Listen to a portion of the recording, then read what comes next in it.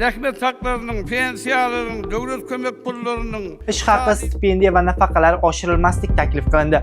Turkmaniston Xalq maslahati kengashi oqsoqollarining a'zosi Yozmurod Otamurodov yillar davomida mamlakatda ish haqi, pensiya va davlat to'lovlari hamda stipendiyalar oshirilib, mamlakat aholisining ijtimoiy-maishiy sharoiti yuqori darajada yetganligi bois ularni oshirmaslikni taklif qildi. Otamurodov Xalq maslahat majlisida xalq hokimiyatining oliy organi rahbari Gurbanguli Berdimuhammedov ishtirokida tadbirda chiqish qilgan. U yillar davomida oshirib kelingan bunday ijtimoiy yordamlar u xalqning tinch, farovon va baxtli hayot kechirayotgani, aholining ijtimoiy-maishiy sharoiti esa yuqori darajaga yetganini ta'kidlagan.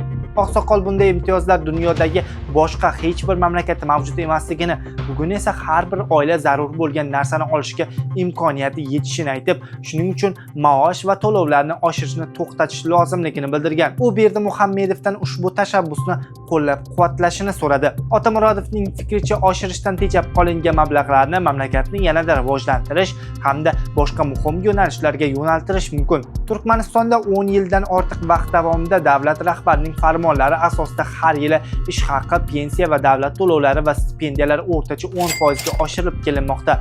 Hozirda eng kam ish haqi 1410 manatni, taxminan $400, pensiya esa 550 manatni, taxminan $155 tashkil etadi, deyiladi xabarda. Turkman News xabariga ko'ra, oqsoqolning bu taklifi Turkman ijtimoiy tarmoqlarida qizg'in muhokamalarga sabab bo'lgan. Hatto Turkmen portal nashri bu xabar ostidagi izohlarni yopib qo'yishga majbur bo'lgan.